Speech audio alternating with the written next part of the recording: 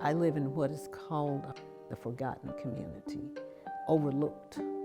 My father grew up in North Nashville. My father was one of 13 children, and his parents built their home, which is actually in the next block from the home that he and my mother built.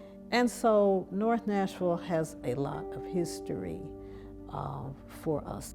March 3rd, 2020, my neighborhood in that area of the city was massive. We were massively impacted by a tornado. It's an experience that one cannot describe. This is moving into East Nashville. If you can hear my voice, or if you know someone that lives in this area, you tell them to get down. But I heard the wind. And it was as if the wind was pulling the roof off of the house. I was shaking. I had my cell phone and my Bible against me. I sat down, it was dark. The thought kept coming through my mind, if it hadn't been for the Lord on my side, where would I be? So my family moved to Nashville in January of 1995. My mom, by trade, was a librarian. My dad was a math teacher in a school and progressively became an assistant principal. When they got married, they moved to Baku. That's the capital of Azerbaijan. The reason why my family moved was because of the civil uprising that had happened in the area where we live. Armenians are Christian, that's their religion. And what happened was, after the Soviet collapsed, the fight over a piece of land that is heavily populated by Armenians, but is surrounded by Azerbaijan land. The country of Azerbaijan wanted to get that piece of land back. Most Christians, specifically Armenians, had to flee. And if you didn't, you would get killed. What I had experienced personally was a physical harm was gonna happen to me or my family members if we didn't choose to go elsewhere. Christmas morning is the one day of the year that I don't worry about anything else other than my family and my kids. We all had on our matching outfits because my wife had bought us all matching outfits, so we all are in candy cane striped to clothes, and we proceeded to try to have a Christmas morning. 6:31, my cell phone rings, and it's the alarm company from the melting pot, and it's like, somebody's breaking in on Christmas. They're being opportunistic and breaking in. One day I get to sleep. I walk to my office to go cut the cameras on, and I get a second incoming call, and it's SimSpire. Hey, we're calling you because your back doors at Radizio are open. Do you want us to dispatch the police? And I'm like, somebody's breaking in both restaurants at one time? Who would do that? And one lady says, oh, we just had it reported there was some type of accident or explosion down there. Have a good day. Click, hangs up the phone. What? We begin this Christmas night with scenes of utter destruction after an explosion this morning in downtown Nashville. Investigators believe it was an intentional act. And so I had to then wake up all 13 managers at 7 o'clock in the morning on Christmas and tell them, the building has probably been destroyed. You probably don't have a job tomorrow. I'll keep you informed. My sister is a child advocacy lawyer, and so she comes up to me because she was there visiting, and she says, hey, I know you're sad, but you don't want to scare the kids on Christmas. Keep this in the office, let them have their Christmas, because they're not going to understand why Dad's so sad on what's supposed to be one of the happiest days of the year.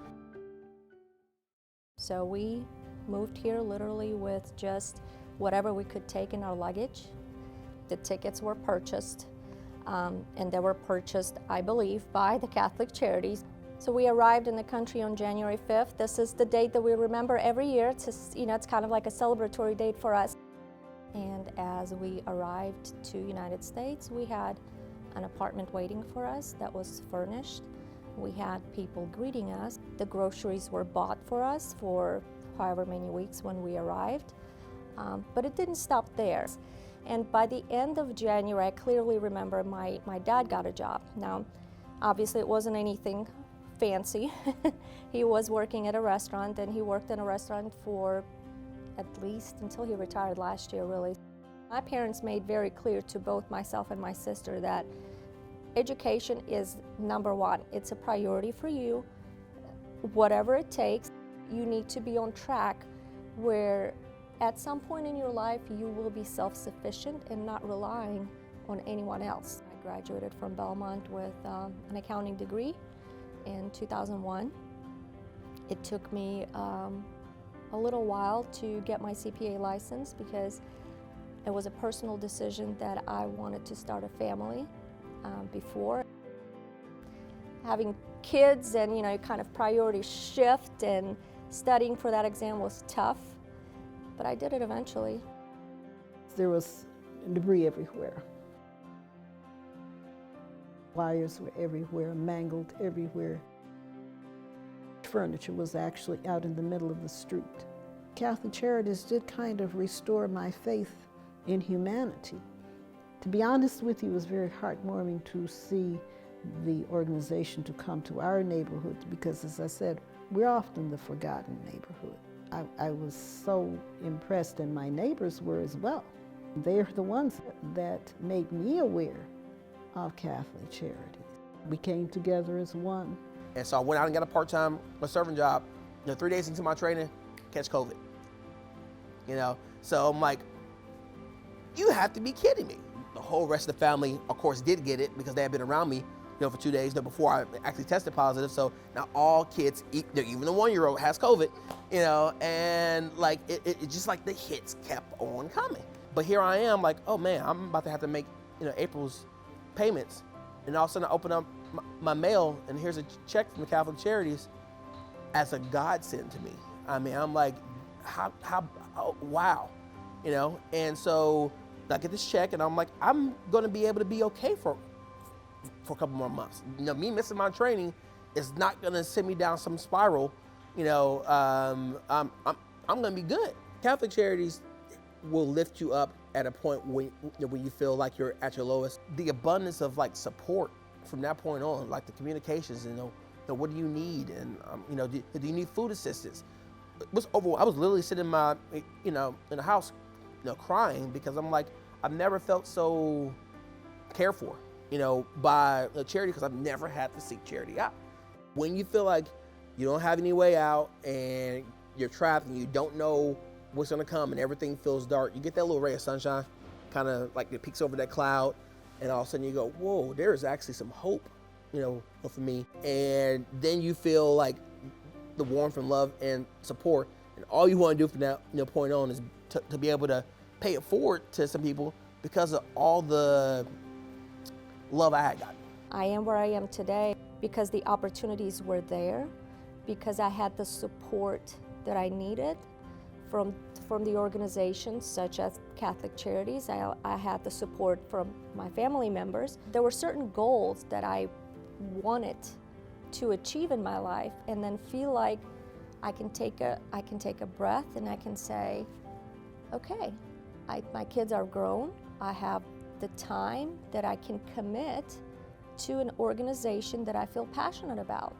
And that was the moment in time that I said, Catholic Charities was the one. That was the charity that was the stepping stone in helping my family get better. I did receive the brochure from Catholic Charities. This was around Thanksgiving, asking if you'd care to donate. And I thought, oh yes, there's no doubt in my mind. And I want them to know why I'm donating. When I can see works in progress, when I can see something being done, good things happening, I'm more than happy to contribute. When you see people that you see God, the Spirit of God in them, yeah, it makes you want to give back.